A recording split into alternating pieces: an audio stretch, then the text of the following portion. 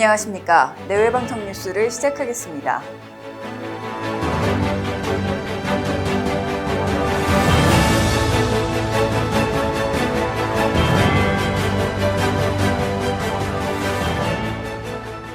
에브릴 헤이스 미국 국가정보국 국장이 오늘 한국을 방문합니다. 헤이스 국장은 앞서 한미일 3국 정보기관장 회의 참석차 일본을 방문했는데요. 회의에서 북한과 중국 동향을 포함해 동북아 정세 등을 논의한 것으로 전해졌습니다. 헤이스 국장은 회의 후 한국을 방문해 비무장지대를 방문할 계획입니다. 더불어 북핵 해법과 한미 정상회담 문제 등을 논의할 것으로 보입니다. 지난달 취업자 수가 1년 전보다 65만 명 넘게 증가했습니다.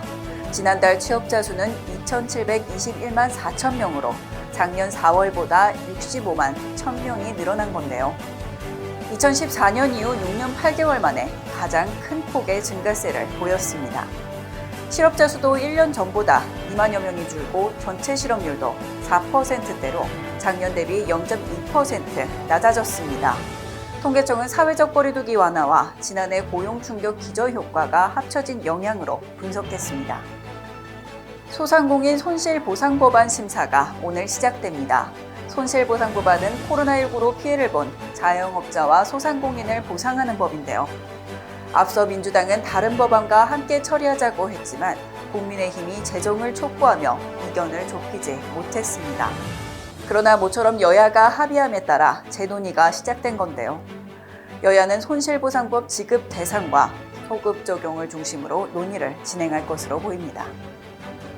오늘 새벽 우리나라에 화이자 코로나19 백신이 도착했습니다. 화이자 백신 43만 8천 회분이 인천국제공항을 통해 국내로 들어온 건데요. 정부가 화이자와 직접 계약한 6,600만 회분 중 일부 물량이 도착한 겁니다. 화이자 백신은 상반기까지 총 700만 회분이 국내에 들어오기로 되어 있는데 다음 달 남은 412만 6천 회분이 추가 도입될 예정입니다.